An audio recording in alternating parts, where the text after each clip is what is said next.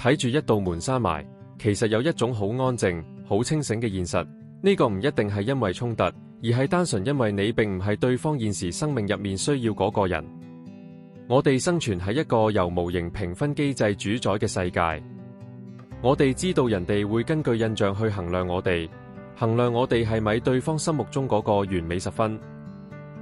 我哋會擔心，如果自己喺攰嘅狀態停留得太耐，就會被默默淘汰。呢種唔係殘酷，只係當兩個人嘅路唔再一致嘅時候，生活自然會有一種篩選機制。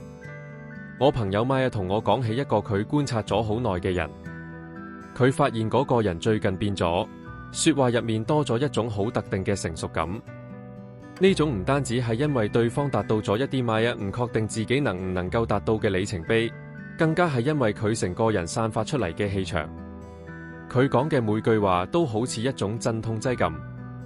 佢有一種天生而罕見嘅能力，可以幫佢愛嘅人撫平情緒上嘅張力同摩擦。呢種情緒上嘅優雅，令到身邊嘅人都覺得喺佢嘅圈子入面好幸運。Maya睇住呢一切，發現自己仲學緊點樣喺心入面揾到嗰份平靜。Maya坦白承認，當你睇住一個人已經揾到自己嘅節奏，而你仲係勉強生存緊嘅時候，嗰種感覺係幾咁難受。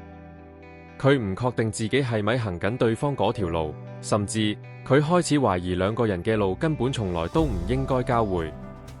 嗰套評分機制好刻薄，佢話俾你聽，如果你做唔到人哋心目中想要嘅模樣，你就會被留低。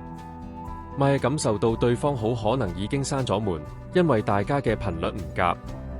對方正進入一個全新嘅季節，儘管Maya好欣賞對方帶俾人嘅溫暖，但佢開始明白自己或許從來都唔屬於嗰片風景，所以佢選擇隨緣。當你承認自己並唔係對方揾緊嗰個人嘅時候，其實會有一種好神奇、好踏實嘅解脫。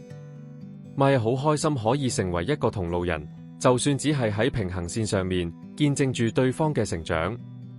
佢同我講，佢覺得咁樣都 OK， 無需要去修正自己嘅評分，亦無需要強求一條行唔通嘅路。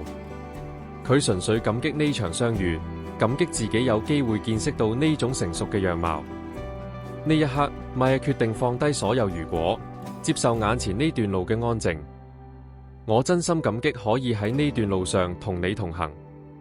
如果呢個故事令你諗起最近某道閂埋咗嘅門，我好希望可以喺留言區聽下你嘅感受。